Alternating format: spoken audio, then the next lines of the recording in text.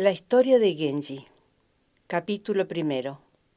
El patio de las Paulonias. ¿Durante cuál reino? Entre las muchas consortes y concubinas que servían a su majestad, había una que recibía un trato preferencial, exagerado para su rango.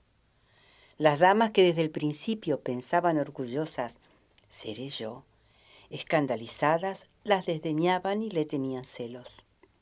Las concubinas de su mismo rango y de rango inferior sentían aún más envidia. Servían la corte mañana y noche, atizando los corazones de la gente, y quizás por el rencor acumulado en su contra, poco a poco se fue enfermando gravemente. Se la veía muy triste, tendía a quedarse en su habitación y a la vez que sentía lástima por ella, su majestad la deseaba aún más. Era incapaz de refrenarse siquiera ante las críticas de la gente, y su comportamiento seguramente se convertiría en el cotilleo de la sociedad. Tanto la alta nobleza como la baja nobleza apartaban con disgusto la mirada ante un favoritismo que deslumbraba por lo vergonzoso. Tal como en China, donde eventos similares trajeron caos y violencia, en nuestra tierra se volvieron poco a poco la raíz de la amarga irritación de la gente. Ella traía a la mente el ejemplo de la concubina Yang, aquella por la que el emperador chino Xuanzong perdió la cabeza. Sus sufrimientos eran muchos, pero confiaba en la inigualable generosidad de su majestad y permanecía en la corte.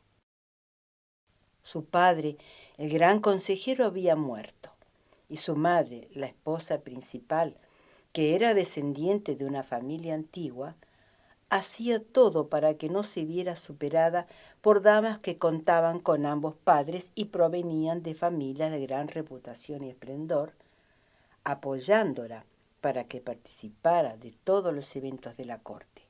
Pero como no tenía un pariente masculino que la respaldara, se la veía desanimada por carecer de apoyo. Quizás porque habían tenido una conexión profunda en vidas anteriores, nació un príncipe espléndido, como una gema sin igual en este mundo. Su majestad, impaciente por verlo y pensando cuanto antes mejor, lo hizo traer con premura y lo contempló.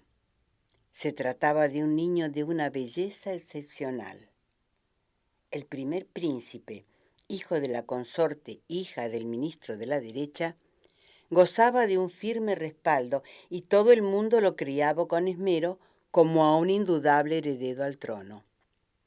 Sin embargo, a éste no había quien pudiera comparársele por su deslumbrante belleza, por lo que aunque su majestad al primer príncipe lo consideraba del todo punto insuperable, era a este segundo a quien en privado favorecía. Desde el principio, la concubina no había sido de un rango inferior que hiciera posible agregarla a la servidumbre cotidiana de su majestad. Gozaba de prestigio y aire aristocrático, pero él se obstinaba de forma exagerada en mantenerla siempre a su lado como si se tratara de una sirvienta.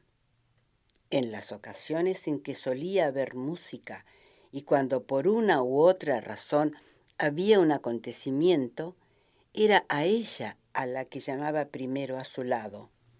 Por ejemplo, en ocasiones en que dormía hasta tarde, le impedía apartarse de su presencia y la hacía permanecer allí sirviéndole, y por ello se la veía como una persona de bajo rango.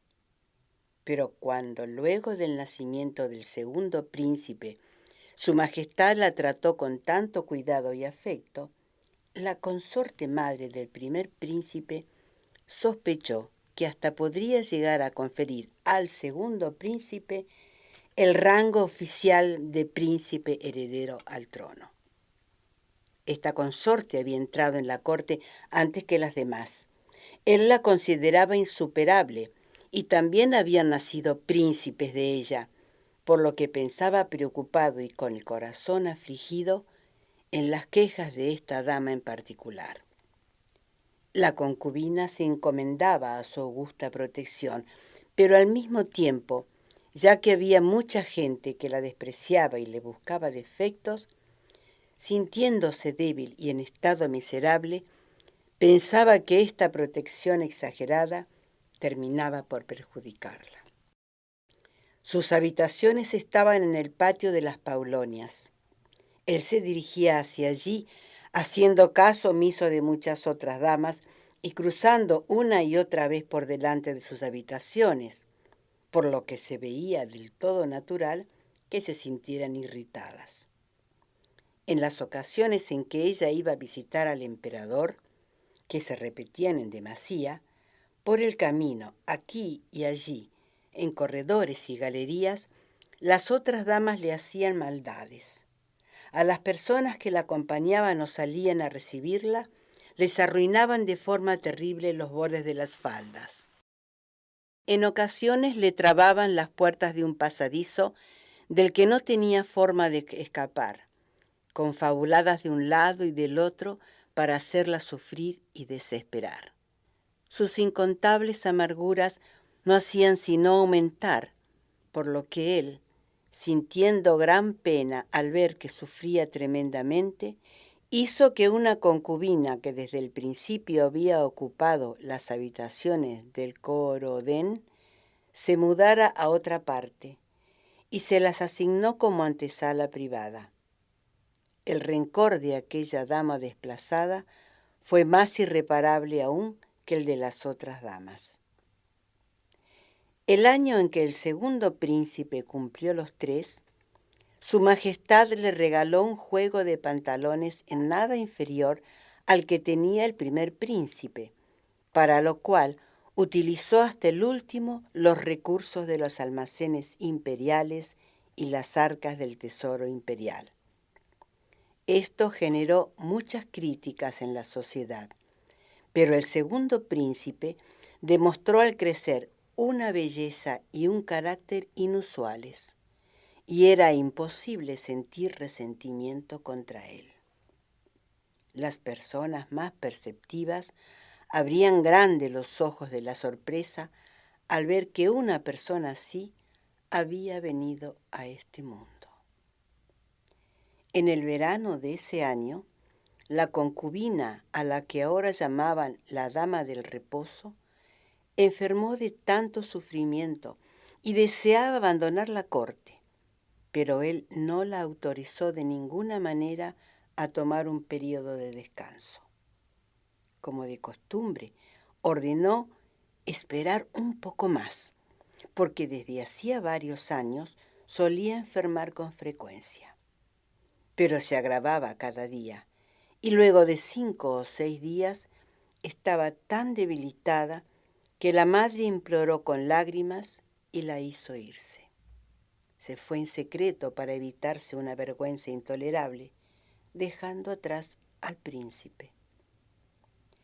Debido a su enfermedad, el reglamento de la corte le impedía mantenerla junto a sí. Tampoco tenía cómo comunicarle la frustración de no poder ir a despedirla. Se trataba de una persona de una belleza resplandeciente, pero su rostro estaba muy demacrado, sufría tristemente, no podía casi hablar y estaba tan desfallecida que no se sabía si estaba viva. Al verla, él le prometía llorando miles de cosas, sin pensar en el pasado o el futuro, pero no podía emitir respuesta. Tenía la mirada muy apagada y yacía en extremo alicaída, como inconsciente.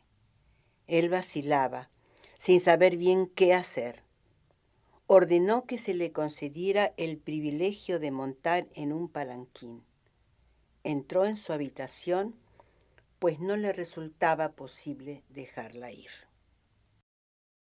En el camino del final me prometiste no adelantarte y dejarme atrás, le dijo. Pase lo que pase, no dejaré que me abandones. Y la dama, viendo su sufrimiento, contestó con un poema. Cuando pienso que es el final, la tristeza del camino del adiós, lo que deseo es vivir, ir por el camino de la vida.